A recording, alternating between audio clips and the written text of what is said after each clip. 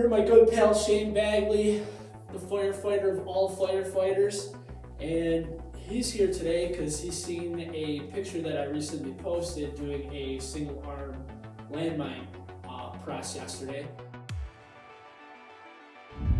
He wanted to come in and he said, hey, I want to be in one of the videos. I want to demonstrate the seated landmine press. So right now we got Shane set up. He's going to demonstrate the proper form, and we'll talk about the purpose of this exercise. Where he wants to be is a couple inches away from where his shoulder is right here.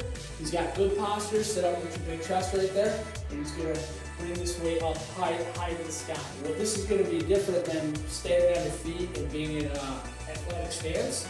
You have to brace more of your core for this particular exercise. It's going to put more emphasis on the muscles that we're focusing on. Very nice, Shane. We're talking about sitting and standing. What the difference for the standing would be, if you're in an athletic stance and you're coming here, like you could come right here and do it, stand on the same line as your feet. I like to sugar foot. I'm a wrestler. That's where I am in an athletic stance. So if I'm in here, I'm always ready in that particular stance. I'm comfortable with that. But if you're an athlete, you always want to be, for the most part, in an athletic stance specific to what your sport is, you know?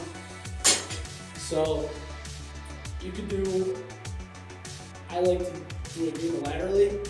That way, both my shoulders are getting good mobility in it, versus if I'm coming in here and I have two in here and I'm pressing up this way.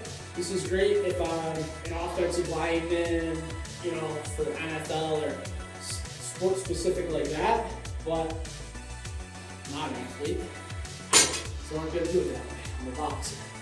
So when I'm throwing punches, and it translates over to this punch right here, where you're coming through with a left hook, you know, it's in here, it's in here, it's in here.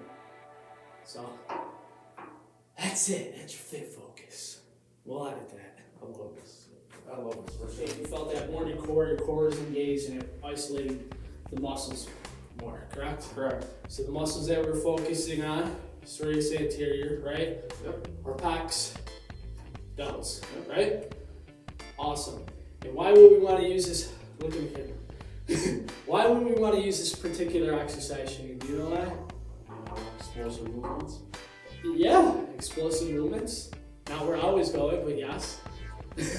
Strength, conditioning. But a big thing about this particular exercise is that most of the time, when we're doing our compound movements, like our bench press, our rows, our deadlifts,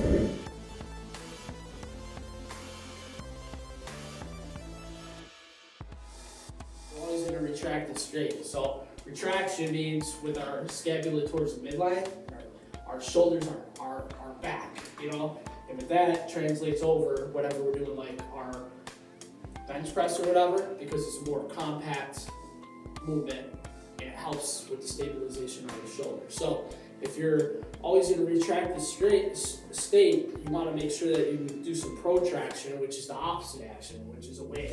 So if you're retracted and then you want to protract, bringing that scapular away from the midline to help stabilize the shoulder so that you don't get hurt and you can still do those explosive movements.